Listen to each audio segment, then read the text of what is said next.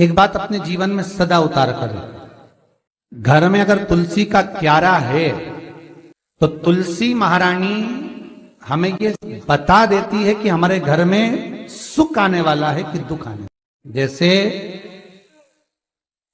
शनि अपना प्रकोप दे रहा है या शनि उतर रहा है, ये किसी से पूछने की जरूरत नहीं पड़ती, अपने आप मालूम पड़ जाता।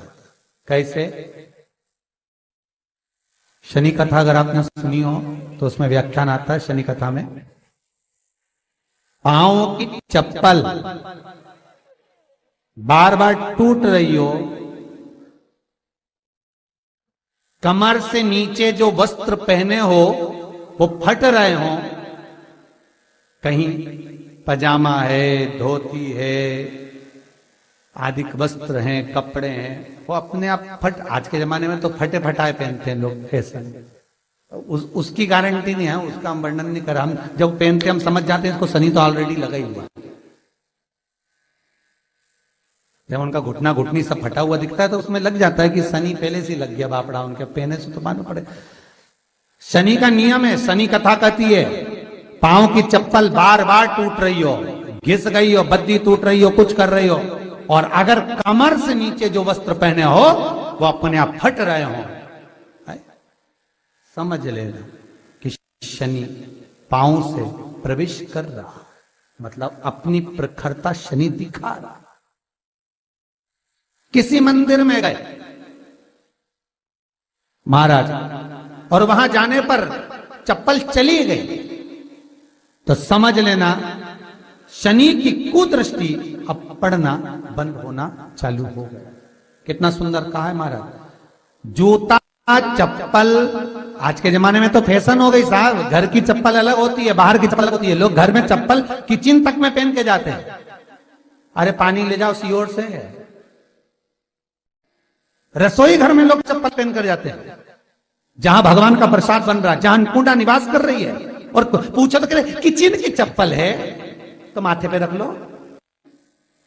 तुम अपनी मां को जरूर देखना है एक बार, वो बूढ़ी मां कितनी बार किचन में चप्पल पहन कर गई, मुझे जरूर फोन कर कर बताना। बूढ़ी मां रसोई घर में आज भी बिना चप्पल के जाती है, और बहुओं की कहीं एड़ी नहीं फट जाए, ठंड नहीं बैठ जाए, इसलिए ये रसोई घर तक में चप्पल पहन कर जाती है। सूर्य नारायण की कथा पढ़ना, शनि महाराज की कथा पढ़ना, और गरुड़ पुराण की कथा पढ़ना, जिन जिन कथाओं का हम व्याख्यान कर रहे हैं उसको पढ़ना जरूर हो। क्या लिखा है? घर के अंदर जब चप्पल जाती है, रोग, बीमारी, कष्ट, तकलीफ चालू हो जाती है। तुमने चप्पल क्यों पहनी? ठंड नहीं बैठ जाए, रोग नहीं बैठ जाए। घर के अंदर उतना बढ़ गया, एक कालीन बिछा दो, एक दरी बिछा दो, मोटा आसन बिछा दो, जिस पर तुम चल लो। जरूरी है कि कई कई लोगों को तो हमने ये भी देखा कि कालीन पर भी चप्पल पहन के चलते, और ब्राह्मणों को भोजन परोस रहा है, गुरुजन को भोजन परोस रहा है, ठाकुर जी की थाली बना रहा है, ठाकुर जी का थाल लगा रहा है, तो भी चप्पल है पांव में। तेरा क्या होगा रे कालिया, क्या होगा? विचार तो करो। देह पड़ी रे जाए यहीं पर, फिर कुंडल और नगीना, क्या हरि नाम नहीं तो जीना। अभी भी सुधर जाओ रे, अभी भी सुधर जाओ, नहीं सुधरो तो सिधर जाओ रे, या तो सुधरो नहीं तो सिद्धरो, थोड़ा सुधरो। रसोई घर में अन्नपूर्णा रहती है, रसोई घर में शिव महापुराण की कथा कहती है जब भगवान शंकर को मां जगत जननी भोजन करा रही थी, शंकर जी ने वर मांगा था अन्नपूर्णा से, ए अन्नपूर्णे तुम मेरे घर के बच्चों का भरण पोषण कर रही है, इस मृत्यु लोक में जितने मनुष्य जन्म लेते हैं ये मेरे पुत्र कहलाते हैं, तो अन्नपूर्णा ने कहा चिंता मत करना भोलेनाथ, जिस जगह पर एक स्त्री, बेटी, कन्या या घर की बहू या बूढ़ी मां भोजन बनाएगी, उस जगह पर मैं अन्नपूर्णा उसके शरीर में प्रवेश करूंगी। और वो रसोई घर नहीं होगा, वो मेरा और तुम्हारा मंदिर कहलाएगा। अब मंदिर में चप्पल पहनकर भोजन का निर्माण करना, ये श्रेष्ठता है।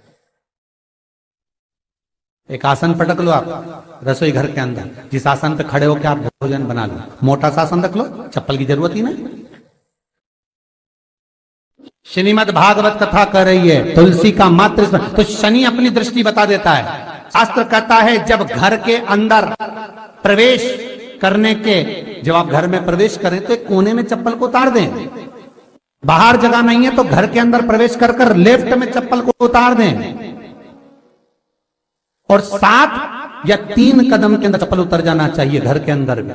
और उसके बाद अगर चप्पल अंदर प्रवेश कर रही है तो राहु केतु शनि के साथ प्रवेश करते हैं, जिसके घर में बीमारी कभी पीछा नहीं छोड़ती। शनि कथा, सूर्य की कथा का स्मरण करिए, आपको मालूम है, पहचान हो जाता है।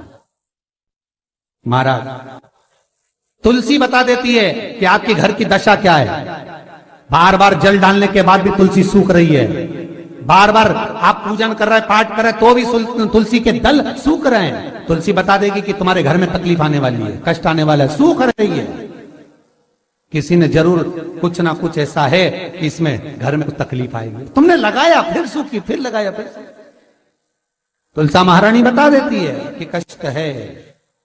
और जिस गमले की तुलसा घेर घमोर हो, फलित हो, आनंद में हो, तो उस घर में फिर दुख नहीं आता, समृद्धि खुद बढ़ती चली।